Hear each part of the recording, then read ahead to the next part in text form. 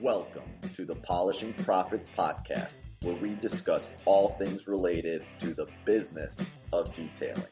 Whether you're a seasoned professional or just starting out, this podcast is for you. In each episode, we'll cover topics ranging from business management to marketing solutions. Here to help you grow your detailing business, your hosts, Nick and Dustin. Whoop, whoop, let's go. It's Friday, another week. We made it. I don't know how, but we made it. I don't know how either. Of course, we got our boy Mike Karlen here, IGL Coatings, with us, representing loud and proud, and a phone ringing too. Nice. That's not for Dustin. Way to start the podcast. Professional. We know you're popular, but you know. Yeah, that just made me feel really cool. Wait, was that call for like money? Was yeah, it a money call. Or... No, seriously, take a minute. You know, we can pause it. Me and Mike will run it. I think you're able to put me in the SiriusXM call list, and they just blow me up. Apparently, they got in connected with those guys. Have you seen that prank you can do? You can put someone's number in, and it just sends them like 1,000 text messages and calls. You're lying. How do you do that? I will absolutely do that. I'll do that to Mike. I might do it to you. Yeah. Please God, don't do that. Oh man, no, it was good. The reason Mike Karlen's here is he came down. They are always a participant in the boat show on the bay, which is a boat show that we own and put that we own and then we put on. So Mike comes down and helps set up for that. And then of course we got the Aegis training this weekend here at the shop. Yeah. So if there's any last minute people that want to get in on Aegis, we are in Saraland. Yeah, you're just right down the street, aren't you, Nick? Let me get down there real quick. Nick, it's about a 13-14 hour drive for you. Yeah, so I can leave now. I'm worth the 13-hour drive. Yeah. Well, I'm not going there for you. I'm going there. Oh man, come on. Have you done Aegis yet? Or no, is this a training for EZN or is this you guys hosting it? We're hosting the training. Yeah, we've been to the trainings up there like as a true participant a couple times when it was in Lexington. Of course, I've been spoke at a million of their trainings, their Aegis trainings and all. But this is one that we're hosting here for IGL for everybody to come in and learn how to use the product Aegis and get certified and ride that new wave that everybody's on. I tell you, man, industrial coatings are blowing up, man. It is. It's a way to pivot that business and. You know, there's a lot more competition than what there was a year ago, but not only with fellow detailers, but fellow ceramic companies too. So I just tell people pick a brand that works for you and compare apples to apples and not apples to oranges. Yeah, and when you see other people coming into a new market, that means there's potential, right? That you know, when businesses are investing money into new things, it's because there's they understand that there's a market there for it. And so seeing other coating companies come up with an industrial coating tells detailers, hey, this is serious. You may want to take it serious and jump in. And whether detailers are just geared up to go, coat trains and submarines, I don't know, but listen, it has the potential for those types of things, those huge contracts, those big industrial style contracts. But then you also got things that's applicable under normal use, like your undercarriage, and other things. We've been doing boats, like the metal boats, and I'm telling you right now, you can take these the ones that like the camo painted boats that are faded out, and we spray them with Aegis, and they've done wonderful there. Another little tidbit is top caps of bass boats where they start to lose their clear gel coat that's there, and you feel the flake, and there's pretty much nothing you can do. We've been spraying the tops of those with it, and he may be cringing over here that we're using a product that's not using it for what it's exactly designed for. Is that Mike cringing right there? Is that a cringe, buddy? Cringy, buddy. and I own a detail shop too. I know that as detailers, we do things that he sprays rocks. We do. We spray whatever we have to, So we knew that was going to happen. Sure.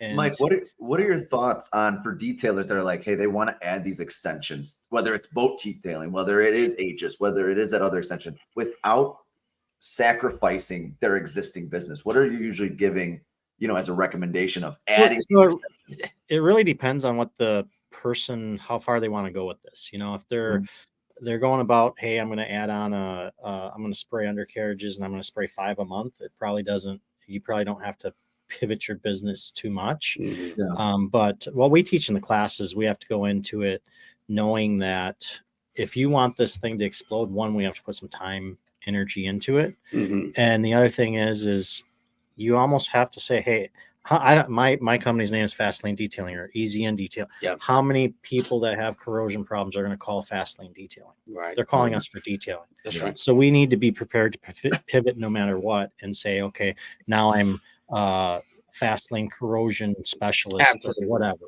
Absolutely. You have to determine as a business, like, where do you want to go with this? And I'll be honest, it doesn't matter if you're an IGL or another brand installer. I find that, there's probably going to be 1% to 2% of the detailers that take it to that level, and they're going to say, hey, we're going to make it into a corrosion, a separate LLC, a separate entity. Yeah. And then there's the other ones that they're just happy just adding that service on. And it's really just like adding any other service, as a detailer. We went from detailing to putting ceramic coatings on, right? Yep. It's just another service that a lot of people are just adding on. Yeah, I mean, even with Easy In and having the staffing and all that we haven't truly got to chase that in, because it is a pivot and a bit of a shift. But if you're in that position in your business, and maybe it's time where you need to refocus completely, or you have extra staff that you could position towards that and go and make those sales and connections. The opportunities there. It's just a matter of who's going to chase it and go after it. And I think you have to be prepared to. People aren't. This is more of a product. If you want it to build, you have to go out there and knock some doors. Absolutely. You're not going to go sell to a big corporation, a big corporation just by sitting in your office and waiting for that phone call to happen. Sure. That happens 1 out of a million times. Yeah. We need to go out and knock doors and say, hey, we have a solution to your problem. The tractors, the smaller things, if you want to say, they're going to come to your shop. But if you want to get into the big jobs, multi-million-dollar contracts and that, you have to go knock some doors, and they're going to slam in your face a few times. And you have to be prepared to go through the side door. It's a different sell, but it's definitely out there. The market's there for it. And you just have to kind of, like you said a couple times, pivot and shift your focus towards that side. Now but that's not all encompassing. Like, that doesn't mean that, like, just to use Aegis, that's what you have to do. There's absolutely some detailer use items that you can do. One job pays off your expense for your class, your traveling. One job. Like, you get one undercoating job, you just paid for your class. The investment that you put into it. So it's not that a small detailer or somebody that doesn't want to pivot that far shouldn't consider industrial coatings, because you can do tons of stuff in your shop with it.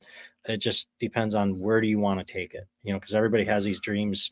I'm going to make it into $1 million business, but we know we have to work for it at that point. Nick, where would you see, like, could you see that being used in your area at all? Absolutely. Again, we get salt. We live up here. It's crappy weather. You know what I mean? And there's a lot of metal just corroding by the hour. Right.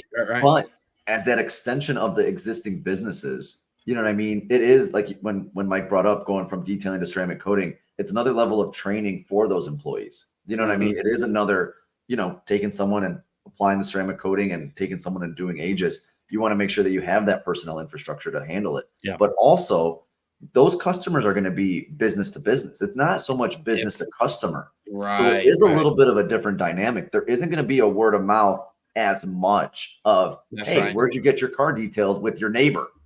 Where'd you get your... Who sprayed this bridge?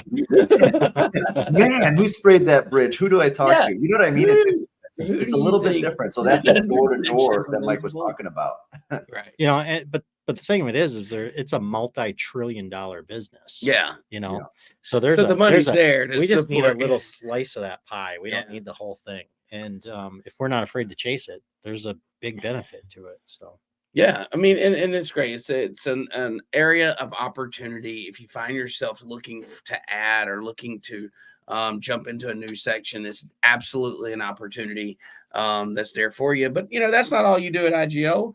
I'm curious, what does the day in the life of Mike Karlen look like? What does that look like? What are you doing for IGO? Well, typically I get up at about 4:00 and I go work out, but that didn't happen the last 2 weeks. We have taken 2 weeks off. Well, not full 2 weeks. We took about a week and a half. We ran a little bit. We ran at the Battleship till Friday. It's been tough trying to get back into the groove, but yeah, typically, I try to get up early, get some of my own stuff done, but I think anybody that's in this business can kind of relate to this. We service a customer, yes, right? Yep. We detailers, mm-hmm. and sometimes it's frustrating when you think, I got a call at 9 o'clock at night, or I have a call at 5 a.m. But then you have to kind of go backwards, just as we do as owners or bosses, about thinking about what was it like 20 years ago when we started. Absolutely. Like we had the same questions and we went through that same thing, because sometimes you just think like, how do you not know this? Well, and as an owner operator, your customer has a limited amount of time to focus on things like new product or talking to his rep about a problem or question. So you have to be there to facilitate that phone call whenever that detailer has time, right? And not only that, there's a lot of, I started as a weekend warrior. Oh yeah, absolutely. And that's how a lot of these guys do start. So, typically once we start doing ceramics, if you've applied a few ceramics, you can probably muster through how to apply any ceramic, right? But you get the weekend warriors, you get the guys that are just starting out. It's their first ceramic coating. So there's a lot of time that is spent, whether it be at 5 a.m. or 9 p.m. or sometimes midnight, that we're calling or texting and letting people know, here's the tidbits, here's what you should do.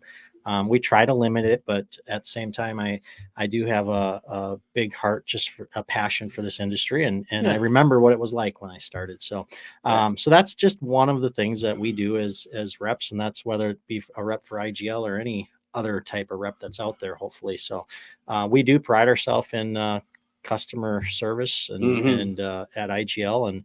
And so we do try to answer, as many and as accurate as we can at any point. But and it's important when someone has a problem, if they have to wait a day or two to get the answer to their problem, like how hard is that? If I'm in the middle of an install, maybe I am a weekend warrior and it's Saturday or Sunday and I'm having an issue, but yet I gotta send you a message and wait 2 days. Like that helps me none. You didn't predict that you were having a problem. Correct. Yeah. You didn't wake up today knowing that you were fixing to drive Mike Karlen crazy. I mean, you woke up thinking everything was going to go smoothly. Now you have a problem, and the customer's going to pick up tomorrow. So, so we do have to be pretty flexible, but it's as much as, I joke about it, I love it. Sure. So, but there's a lot of things we do. We myself, I do a lot of Facebook stuff. I'm going through all the different forums. I probably spend 6 hours a day going through forums, just trying to find that next person that maybe IGL would benefit them, or just sometimes answering questions. You don't have to push the brand. Yeah, you're proactively looking for potential new customers. I have to question who it has tasked with managing IGL Don. Like who's tasked? He's been kind of in the closet lately. Oh yeah. Okay. I have to babysit him. Okay. He'll probably come IGL out. Don? Nick? No, I haven't. Oh man. Oh, was he there at MTE? Did he make it? He might have been at He could have been there. He was at SEMA for sure. There's a video. He is on a video this morning. Oh, okay. Yeah. If you look on my page, you'll find him on the video this morning. So he's a popular guy. He is. Really like he is. He holds the championship belt. So what are some of those, Mike? What are some of those questions that you are getting, from detailers that are sort of those common threads that you feel, hey, maybe well, the first one, and it's a joke, not really a joke, but it's something Dustin and I talk about a lot, and hopefully we can help, is what cost? Yeah, the price. What should the price be? What should the price be? That's a tough one, because we all have different expenses, we all have different overheads, we have different expectations. If Dustin has a crew of 12 people and I'm a one-person show, I may not have to make the same amount of money off of ceramic. That's right. And I may not do the same level, and I don't do the same job. Yes. Right. Yeah. That's right. And that's where it's really tough. And what's your answer to them when they ask you that? Because I'm sure everything that I do, it's 1,500. That's 15 flat rate. It doesn't matter if you're vacuuming the car, it's $1,500. You know how they have flat rate shipping? Mike has flat rate ceramic. $1,500. Yeah, everything is. No, it's not. We joke about it, but I explained to them, like, my first question is, what is your shop rate? Mm-hmm. Because most people don't know what the shop rate is. Right. They just don't.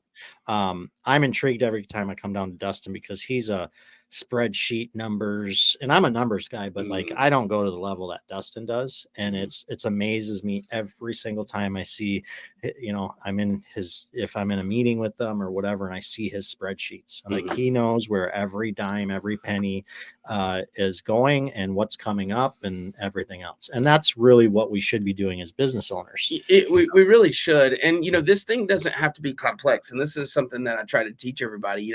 Spreadsheets evolve over time and information evolves over time, but you can literally take the things that you're spending money on right now and put them in a column, and then put the money that you make in a column and add those two up. And you'll know real quick, like, how much it costs you to make $1. And that's what you're trying to derive, is how much money do I spend to make $1? And so then we can have, like, our shop rate based on that. And so, and that's my second question. Like, what do you want to make? Yeah. Now, how much do you need to make to live? What do you need to make? But that's funny. Those demographics, you know what I mean? Looking in that area, if you have never done a ceramic coating and you're trying to look in 15, 20 miles, right? And if you really just don't know, you have no idea. You've got your shop. You can know what you charge for details. You can have all these other numbers down. But sometimes you do have to eventually just throw that dart at the wall. You know what I mean? And then you're going to evolve from there. Dustin, do you have the same menu you did when you started? No, absolutely not. No, you know what I mean? No, I do not do details for $35 anymore. It's about evolving that menu with your business, but eventually it's just about starting. I was talking with somebody. Oh man, or maybe you, Mike. I'm trying to think now. We were talking about we were doing it for. Oh no, it was at the boat show. My buddy, that owns Bristol Detailing.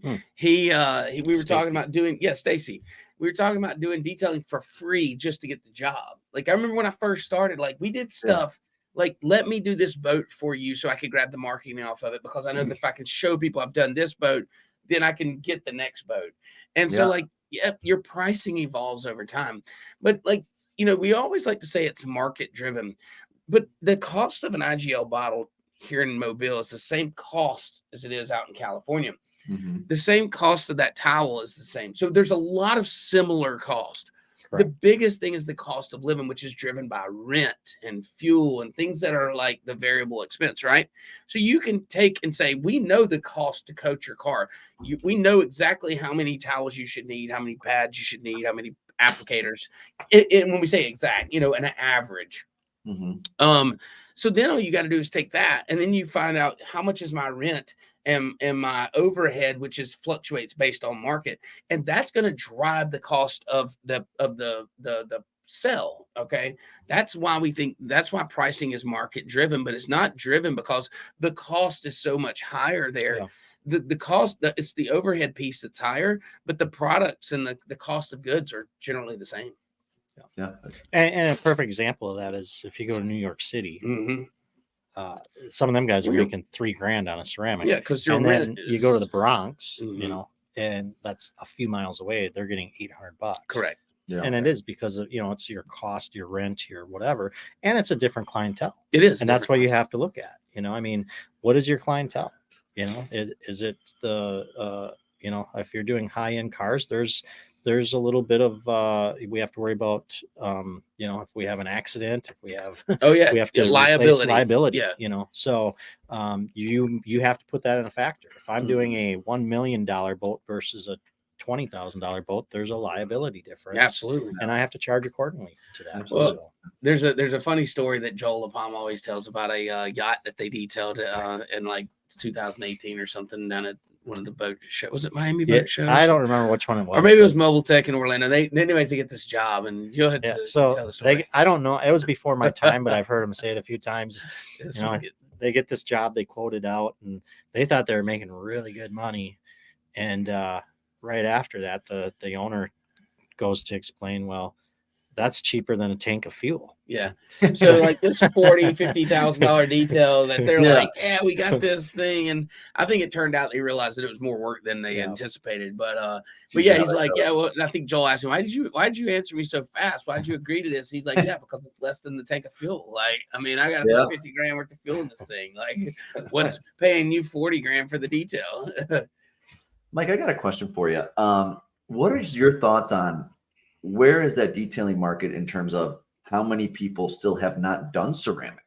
What are your thoughts there? Because there's only a finite amount of detailers, right? Yeah, I think there's about 90,000 is what they predict there to be in the US.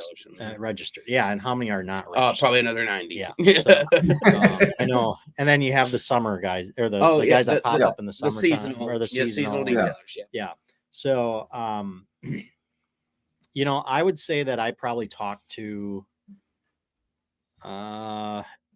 we can break that down in two ways. Like when you go from a professional grade coating to just the consumer grade. Yeah, spray coating or something like that. I would say that half the people I talk to are using consumer grade ceramic. So still half of the people you talk to on a daily basis are not using professional grade coatings. That's incredible. And you can go to some of the forums. I won't mention the forums, but you know, I've learned as a rep that when I go to certain forums, I'm talking to people that are just getting into business. Well, and think about this. You guys have thousands of installers all over the US, right? I mean, I don't know the number, but it's in the thousands, but it's still not 90,000. Right. So y'all make up whatever percentage, but think about the gap there. Think about what's left to get. And you know, IGL being one of the top companies for sure. Distributor of the year.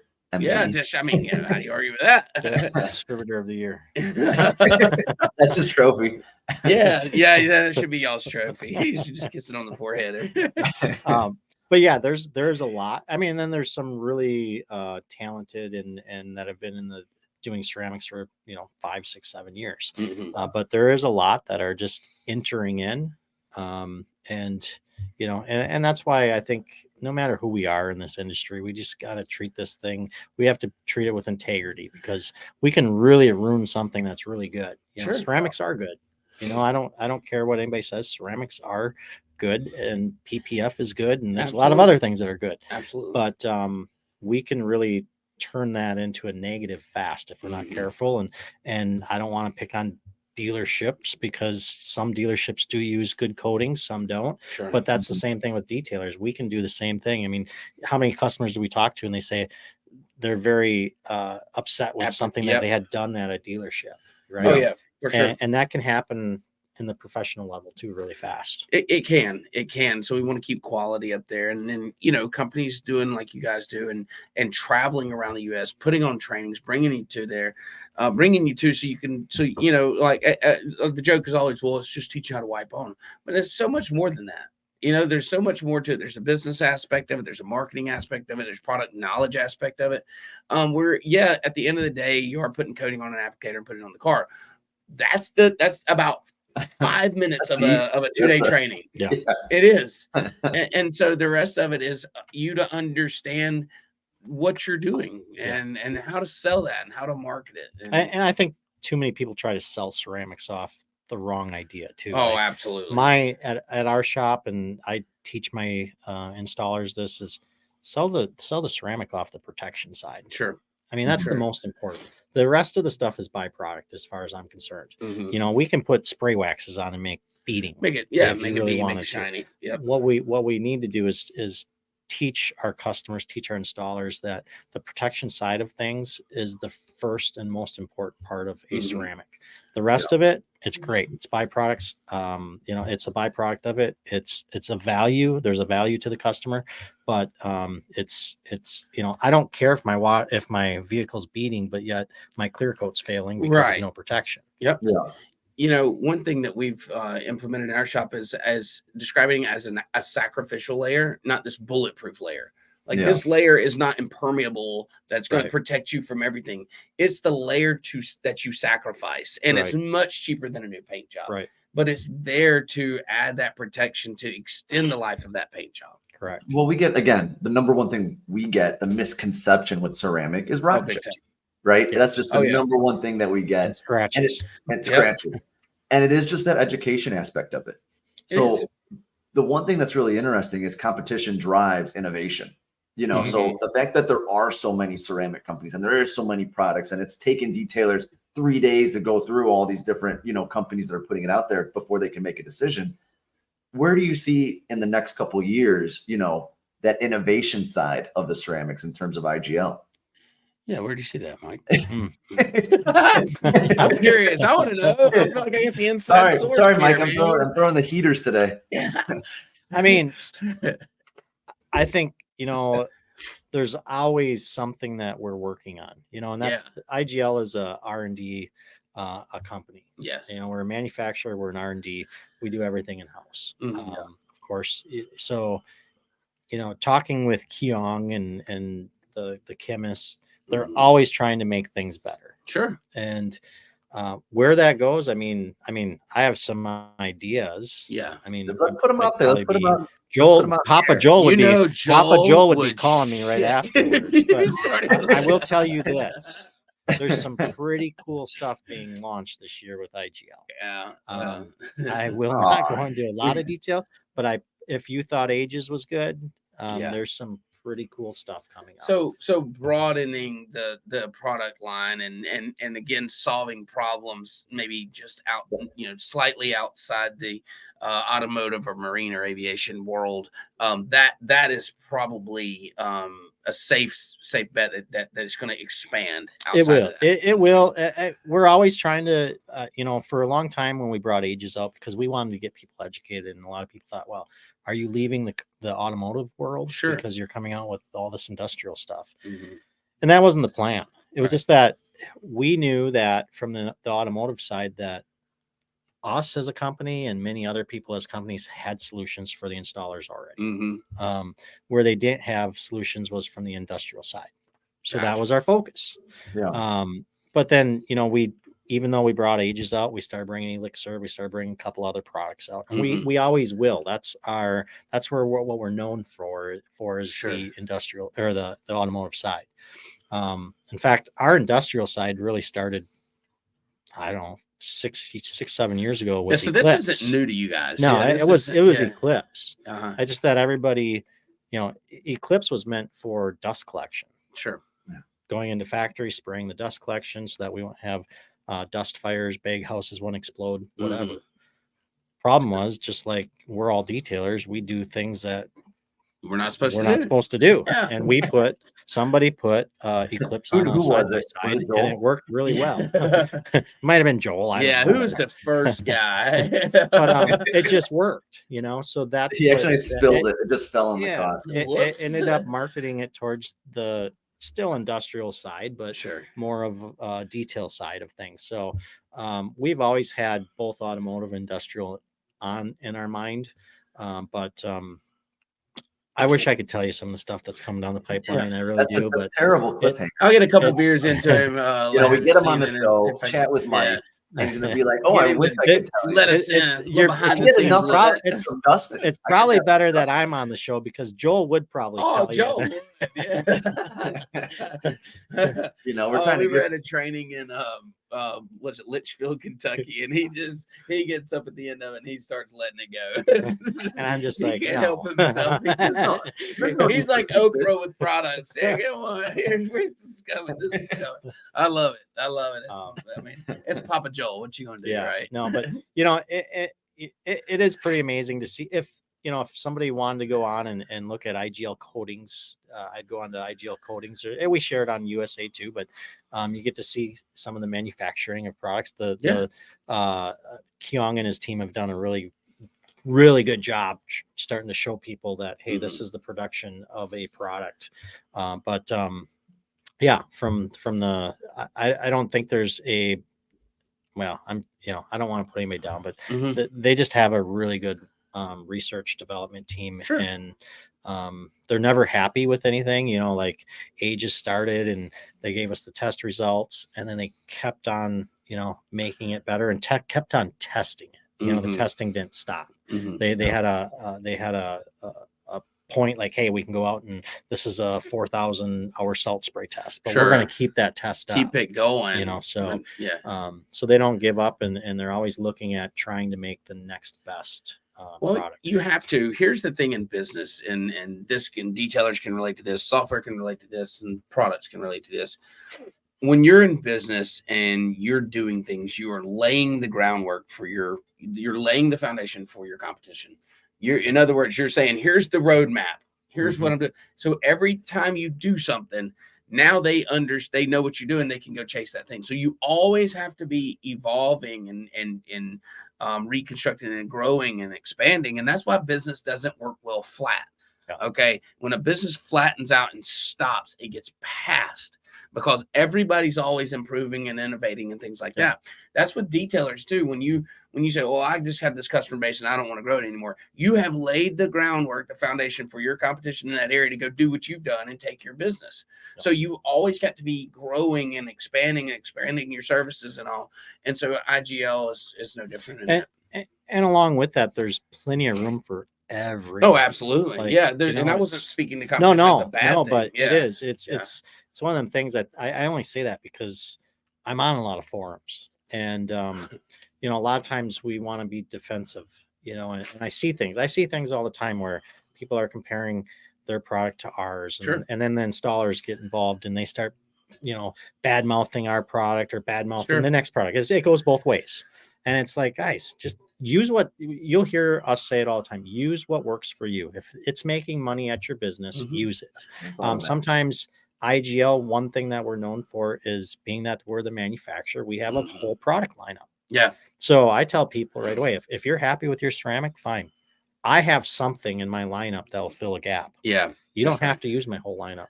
And in fact, Papa Joel will say all the time, if you have $1, give me a nickel and let me earn the other 95 cents, meaning, you know, we'll fill a gap. And I didn't have to do it today. I know. They took it right from me. Darn it. And it's true. You know, I mean, I have many people that sign up for IGL because they want a water spot remover. Right. Delete is one of the, if not the best, in my opinion, on the market. And a lot of people say that. And that's okay. If that's all you need is a water spot remover, I'm going to sell you a water spot remover. And the reason that detailers care so much is because they're passionate people and you've solved a problem for them. So like with software, okay, our guys, our detail booking customers, they'll be like, I mean, we get the best. This is why detail booking is the best. That's why all these other companies are terrible and blah, blah, blah. And I'm like, and then we get the other side of that too. And we're going like, listen, the reason you feel that way is because we solved your problem. Yeah. Right. We solved your problem really good. So you're that passionate. That doesn't mean that these other companies don't do a great job at what they do. And, but if you ask a detailer, man, if they're using IGL, IGL is send it home, baby. They're the best. It's because you've solved problems for them. You've made them money. Yes. And rightfully so. But it's real passion. It is.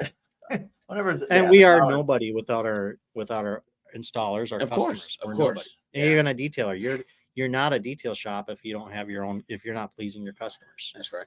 So, you know, it is passion, and let them have the passion. But, you know, as industry leaders and companies, we need to monitor it a little bit. And just be like, hey, enough's enough. You know, absolutely. And the software guys usually play pretty good in that realm. Mike's the chat police. Mike's jumping. Break it up, guys. All right, guys, that's enough. I mean, they're just ruthless. I mean, I'll just give you like, you know, our now sales we know what Mike does all day. Yeah, our sales team at IGL, like sometimes we'll see something and we put it in our thread, like, somebody's bashing us, you know? Yeah. And one of us will always respond because there's usually one of us that'll have a cool head. Somebody's level-headed. You know, it's level-headed. And we'll just say, let it work itself out, because it will. Yes. Just let it work it out. Don't get involved. Don't try to get all, you know, defensive on the situation. Just let it work it out, and the installers will work it out at some point. They do. Yeah. Whew. Look at that. Nick, you going into a chat later to just rip somebody? I'll watch for you.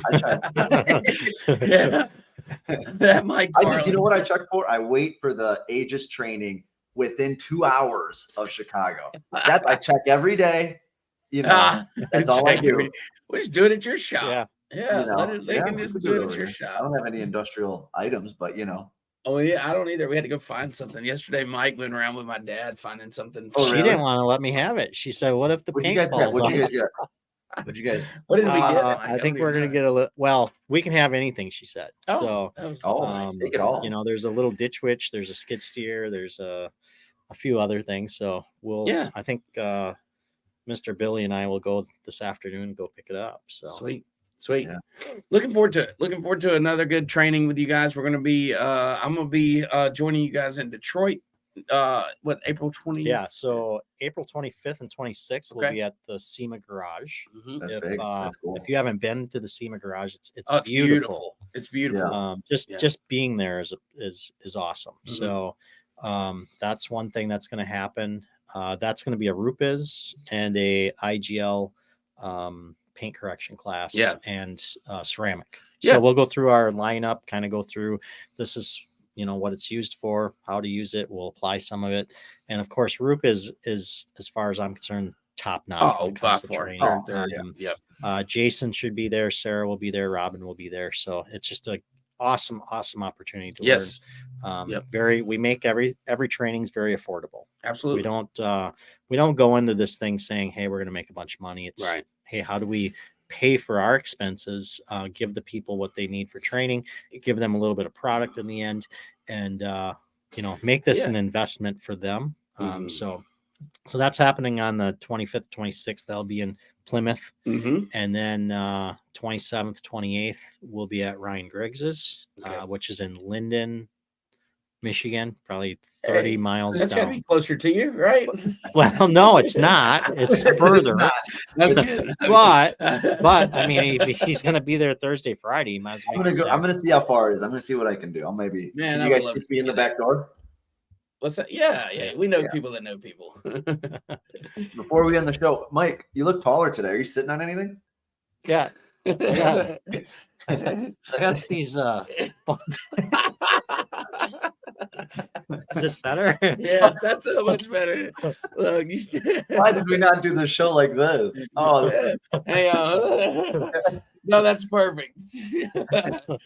Look, we're on a paperclip and prayer budget over here. Look at this table.